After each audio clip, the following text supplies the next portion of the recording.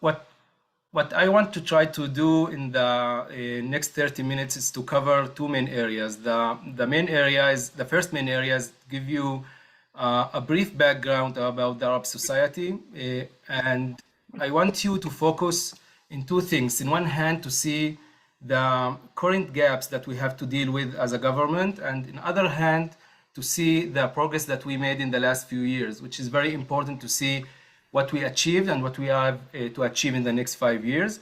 And in the second part of the presentation, I want to focus in Government Resolution 550 and to talk about the challenges and also the opportunities that we have in Government Resolution 550, of course. So let's start in the background of the Arab society. I know maybe the first slide most of you already know, but to be in the same line, when we talk about the Arab society, we are talking about 2 million people in the state of Israel. It's about 21% of the entire population. Of course, we have a different challenge that we have to deal with with the Arab society. One of them, that most of the Arab society are living in the periphery. The second one, that most of the Arab society are living in small towns, which is another challenge that we have to deal with as a government. And of course, you know that maybe it can be a surprise for some people that 25% of the Arab population are living in mixed cities, such as Jerusalem, Akko, Haifa, and others. And the first slide that I want to show you is the social economic index in Israel. Most of the Arab localities are in clusters 1 to 4. The social economic index is 1 to 10. The 10 is the richest, and the 1 is the poorest. And the purple bars here is the Arab localities, and most of them are located in clusters 1 to 4. We received this is the data of 2017, and we received just the data 2019. Don't ask me why the last data that we have 2019, this is the last data that we have in Israel, but you can see that 20 localities just increased in the social economic index, which is a very good news, that when you compare 2019 to 2015, we can see that 40 localities increased in the social economic index, which means that the prosperity, the standard of life in these localities increased in the last few years. And of course, there's still a challenge that, of course, when you look at the poverty, the incidence of poverty among the Arab society, you can see that most of the families in the Arab society are under the poverty line. But you can see also in the last 5 years, we decreased these numbers from 67% of incidence of poverty among the Arab society to almost 50%. And we are working very hard by all the programs that we have in employment and education to still to take this line down in the next 5 years. And now let's look together at the education system, which is the main system that we're trying to fix in all the 5 years plan. Of course, one of the main indicators is how many people graduate from the education system in Israel with a matriculation certificate. So you can see that in the last 10 years, there's a huge progress that we made. We started at 47% of the students who graduate from high school with a matriculation certificate, and now we are standing about 70%. We still have a gaps between Bedouin in the Negev and people in the north and in East Jerusalem, of course. But when you look at the whole picture, we can see that we are in the good direction. Of course, if we drill down in the data and look in the difference between men and women, we can see that the majority of the students who graduate from high school with a matriculation certificate are women, which is great news. But we have also a big change with the men. You can see that later in the employment market. The higher education is a very important field that we invested in as a government in the last 5 years. Government Resolution 922 invested a big amount of budget in higher education. Also, we achieved big progress. We made a big progress in the last 5 years. When we look at the data of 2010, just 10% of the students in Israel belong to the Arab community. And for now, and the current data that we have for the current academic year, we are talking about almost 20% of the student belong to the Arab society. So it's also great news because we see that most of the students can get a good job after that in the labor market, but we still have to work in the higher education field. There is two main things that maybe we can focus on in the higher education. The first one, that if you look at the post degrees, you can see that the numbers still very low. We have to invest in the post degrees in the next few years. And also, if we look about what these students are studying now, we have a big group in the Arab society that still choose to study fields that are not necessary in the labor market. So we have to give a good direction. We have to give these students the support to choose the fields that are necessary for the labor market in Israel. Another important data that we also trying to improve in the next 5 years, the employment market. You can see at the bottom line, which is give us the information about the participation rate of women, Arab women, in the employment market. We started 10 years ago in 20%, and now we are standing about 42%. This is the numbers here is before the coronavirus. Now we are about 42%. And it's also a great news because it's more than doubled in the last 10 years. Of course, there is a big gaps between Arab women and Jewish women, but we have to work very hard to narrow these gaps in the next 5 years. But if we look at the Arab men, we have a small crisis here. The numbers of Arab men going down in the last few years. There is a big challenge to reintegrate the Arab men in the labor market after they drop out in the corona. Many of them are working as unskilled positions. So we need to work very hard to reintegrate them in the labor market. And if we focus in the young ages, which is very, very important, you can see that this crisis focuses in the young ages. As you can see here, this is the numbers of how many Arab men and Jewish men integrated in the labor market in the young ages between 18 to 24. And you can see in the Jewish community, you can see it's very stable and very high. In the Arab communities is very low and going down in the last few years. So in Government Resolution 550 and money budget that we allocated in Government Resolution 550 is going to work with the young ages. Very, very important to work to decrease the phenomenon that we called in Israel the NEET, the young people who is not integrated in any education, any in the employment market or any training. The gap here is one of the flag programs that we have, and I think Iran will drill down in the GAP program right after me.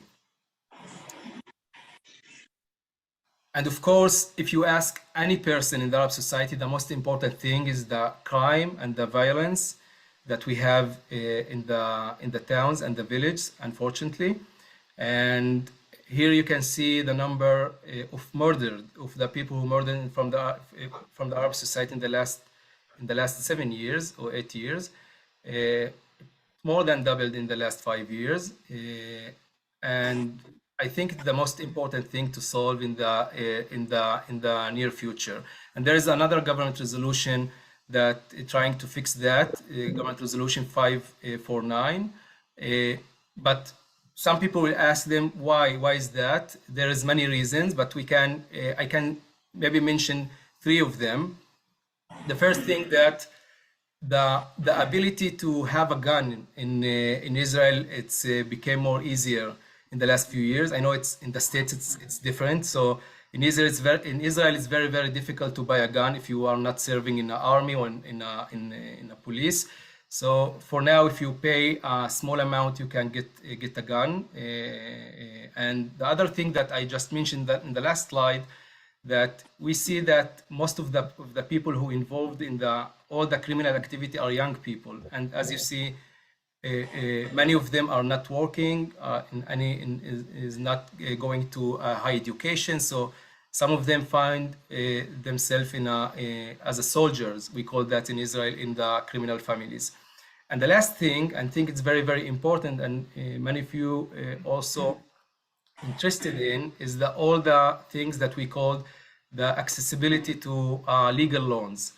We know that many criminal families giving loans for families, for businesses, and many people in the Arab society get their loans from illegal institutions because the banks and the legal institution is not giving the solution that they have to give to the Arab society for many reasons.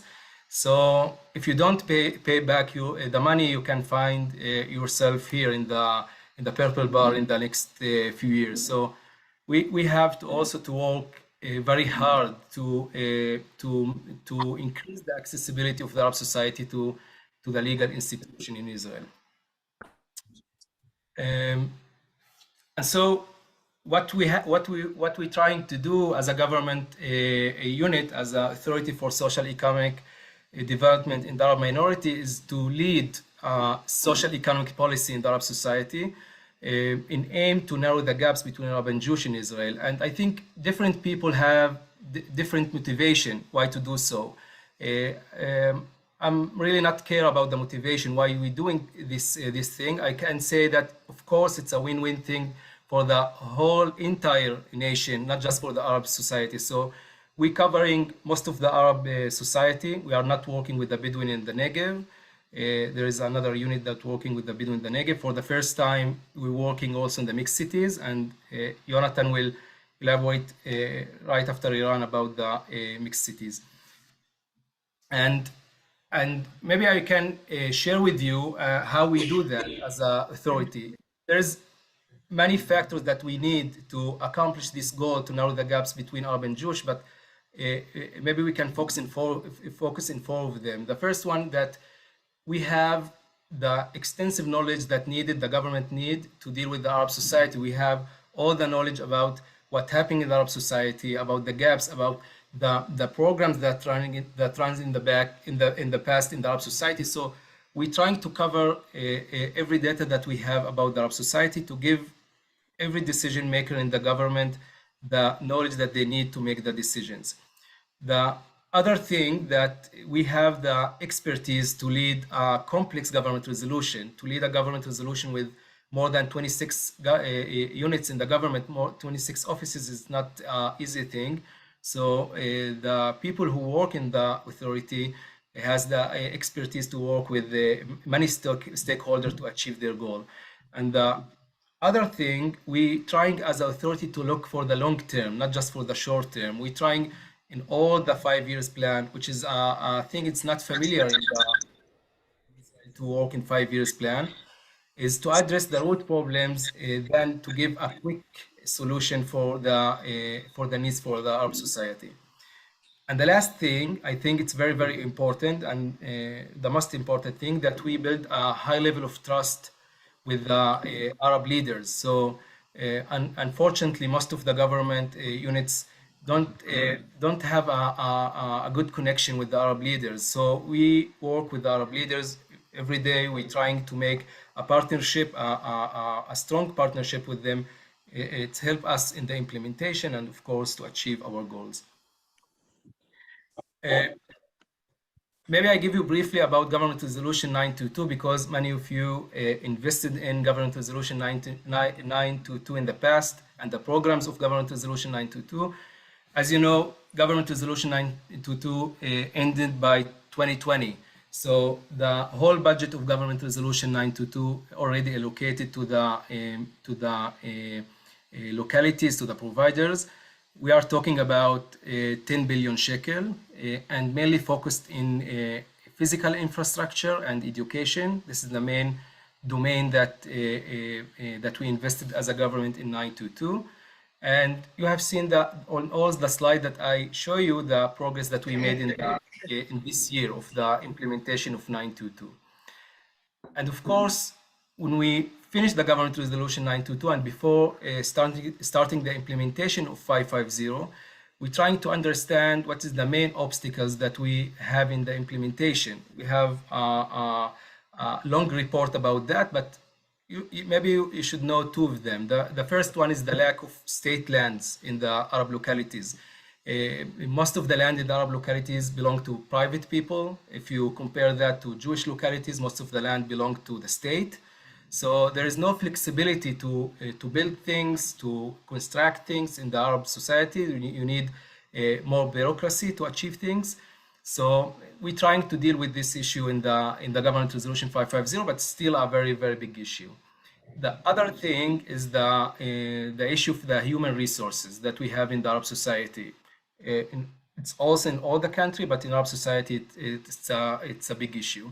We have to invest in upgrading the skill of the people in the localities, also in the NPO. That is very, very important for the implementation. So I will talk about that later, but the lack of human resource was one of the obstacles that we met in 922. Now, I give a small brief about the Government Resolution 550. Of course, in my point of view, it's a historic milestone in the relationship between the government and the Arab society. In October 2021, the Israeli government approved a 5 years plan until 2026 to address all the gaps that I showed you before between Arab and Jewish in Israel. And we are talking about a budget of 30 billion shekel, which is I think it's the biggest budget that the government invested ever in any sector in Israel under one plan. So this budget is divided between the different sectors in the Arab society, Druze and Bedouin the Negev, but it's not. But the whole budget is already allocated in the government resolution. So maybe I can give you the main principles of the government resolution. The first one, I'm talking a lot about the gaps. This is mainly the first goal of the government resolution. We are working very hard. We are allocating a big amount of money just to minimize the gaps between Arab and Jewish in Israel. This is the main goal that we can measure our activity in the next 5 years. So every section of the government resolution started with what we are trying to fix in the gaps between Arab and Jewish in Israel. So this is the main idea of the government resolution. The second thing, we are talking about a comprehensive resolution. We are not trying to fix just the infrastructure or just the education. We are trying to look at the whole picture. Also the social fields like welfare, like culture, like sport, like health, and also the infrastructure and the education is very, very important. If we work comprehensively, we can solve things better, in my point of view. And the third principle is trying to build an infrastructure, a growth engine for after the government resolution ended in 2026. It's very, very important to build things that stay with us for the long term, not just to give money to fix things that very necessary and needed now. To give most of the money to build things that stay with us in the future. And the last thing that I may just mention that is very, very important, and we're trying to make in every section of the government resolution that we need the involvement and the partnership of the Arab society. We integrated the leadership and the civil, all the organizations that work in the Arab society in the implementation. They are part of the committees that make sure that the implementation is going in the good way, and they are meeting with us to be sure that things also in the field going in the right way. So here you can see the new domains that we included in Government Resolution 550. Most of them are social fields. It's very important to see that for the first time, we as a government working in the health area. For the first time, we're trying to work also to give more accessibility in the credit. I think we have to improve this area in the near future because we just started to give some solutions. And of course, all this area, all these fields, we allocated a money to improve and to narrow the gaps in each one of these domains. It's impossible to explain 550 in even 1 hour or 2 hours. So you have the list of the sections that we have is it's a very long government resolution. So if you want me to drill down any of them, so I can do that later. But you can see that we're trying to really deal with more than 30 sections in the government resolution. But the main thing from this slide is to see that the government resolution is very large and very comprehensive, and there are many fields that we're trying to deal with in the next 5 years. And I can say just if I want to jump to the implementation, 1 year after the government approved the government resolution, I can say in all this field we achieved things. So some of them we have big achievements. Some of them we just started, but all these fields we started to work in the Arab society. So nothing stuck in any of them. Here I can give you some examples about what we allocate in the last year. In the last year, I think we are going to, my estimation, we are going to invest more than 4 billion shekel in the Arab society in this year alone, which is by far the biggest amount of investment of the government in 1 year. And we started with many projects that it was easy to angel, like the infrastructure, more than 1 billion shekel invested in internal town roads. It's very important for public transportation, for the businesses, for the institution that we build in the towns. And also we started to build more than 500 schools and kindergarten classrooms in the Arab society. It's also very important for the education annual plan that we. Just last week, I know some of you investing in innovation centers in Israel in Arab society. So we just published the winners who is going to run 6 centers, 6 innovation centers in Israel in Arab society. It's a very big news, and we have also, as I said, in each one of the fields examples what we did in the last year. We talked a lot about 550, but you have to know that there's 2 other government resolutions that we approved in the last year. The first one, Jonathan will drill down into it, the mixed cities, government resolution 1834, and the other one, government resolution 1804, regarding to Jisr al-Zarqa. Jisr al-Zarqa is a town next to the beach, very beautiful town, but with a big challenge that we have to deal with in the next 5 years. So we also work very close with Jisr al-Zarqa. I think in both these 2 government resolutions, we need also the cooperation in order to succeed there. Another that we just signing agreement to expand 2 main initiatives that we have as authority. The first one is collective impact, which is a very important initiative to increase diversity and inclusion in the private sector. We are going to expand the budget for collective impact initiative in the next few years. And the second one is very important one is Mawarid initiative that we're trying.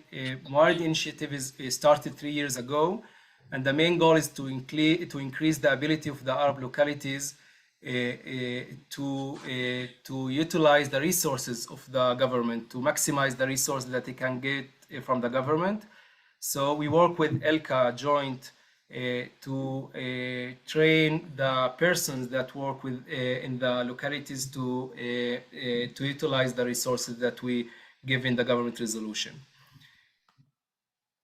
So let's speak about the opportunities in the implementation. I know each philanthropy, each funds works in different way. It's not I know that everyone have their project and their opportunities that can see in the government resolution. But I think the most important thing that we have to work together as a government, as a philanthropy, as a NPO to trying to go in the same direction, trying to get the same goals in the next 5 years. This is I think the best way to leverage our ability as a government, your ability as a philanthropy to achieve these goals. So I tried to illustrate that in a graph. We can work as a government, and I think in by the end of 2026 to be in a good in the best in the best case scenario can we'll see the impact increase in the next few years. But if we work together, we can make things better and maybe we can achieve things quickly more than to work alone as a government. So it's very important to see what the government can do and the philanthropy can do, and what we can help the philanthropy to achieve the goal that you want to achieve in the Arab society. It's very important to work together. So I try to give you briefly what I see the alternative strategy of working together. The first one, as you did in the past, as you keep doing in the future, you invest in many entities in the Arab community. Many of them just establish a new joint venture with the government. It's very important. We're working very hard to expand all the joint ventures. So I think the classic way is still the best way to do things in the near future, just to make joint venture with the philanthropy, to work very hard with these bodies in the Arab community to achieve the goal. One main area that we have to work very hard to fix I say it in the other way. One main area that we have to work very hard to strengthen is the authorities. As I said, the authorities is the main factor of the implementation. If we have a weak authorities, there is no way to implement the government resolution. We have to strengthen the localities in the next few years. So each one that have a training programs or can work very close with the authorities is very important for the government, because if we have a skilled person in the authorities, the right personnel that work with the government, we can leverage the investment in the authority. So it's very important to focus in the authority in the next few years. And of course, another thing is the capacity building of the civil society. Of course, we need more organizations in different fields. It's very important to build new organization of the civil organization, because we know that if we build a new civil organization in the Arab society, we can get better results in the long future. It's very important to build the next civil organization for the future. I just want to give you two examples about the way we can cooperate as a government and a philanthropy. I just imagine a way that I can remove as one who in charge of all this government resolutions. Sometimes I found myself blocked, or I have an small obstacle that I can't remove as a government. You can imagine that the government is not things in the government take a lot of time because of bureaucracy, because of all procedures that we have to do. So sometimes we see that we have a big budget, we have big plans, but there's a small obstacle that we can't remove, then we stuck. So if we have the ability with the flexibility fund that we can remove the small obstacle that we meet every day, it can be a big leverage for the implementation. I give you here three different examples. For example, matching. Sometimes the bodies that we work with need to give a small matching, and this small matching is not they can't put in the table. So things can take time to rise this matching for these bodies. Another thing, sometimes we need to create new pilots to try things in the field, trying to see if things going in the right direction or not.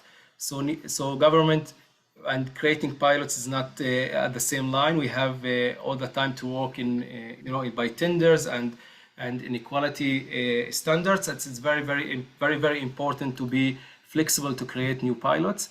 And there are some issues that the government is unable to deal with for many reasons. For example, reasons that we have agreement with union, and we have tender methods and all the things that we have. So what I just want to say that sometimes there is a small obstacles that we have to remove, and it's very important to have the flexibility to do so as a government, and it's something that needed. The last thing that I want to speak about is about research and evaluation. Of course, it's a very important thing to keep investing in research and evaluation. I can tell you that most of the recommendations that we adopt in Government Resolution 550, we take it from the research that you and other invested in the last few years. So it's very important to invest in research in the Arab society, in evaluation of the programs that worked in the Arab society, because it's very important to accurate the government activity in the Arab society ongoing. So one of the main issues that we as a government, we are very weak investing in research and evaluation, but I think the philanthropy, it's a strong side of the philanthropy that trying to make things under research and under evaluation. So that's it. I know that it was very long, but hopefully I give you a brief knowledge about what's happening now. And of course, if you have any questions, I can try to answer. Of course, I want to thank you about your activity among the Arab society. It's very important. I think that our partnership is very important, of course, these days, to ensure that the implementation is still going in the right way. So thank you for having me, and Leon, it's yours.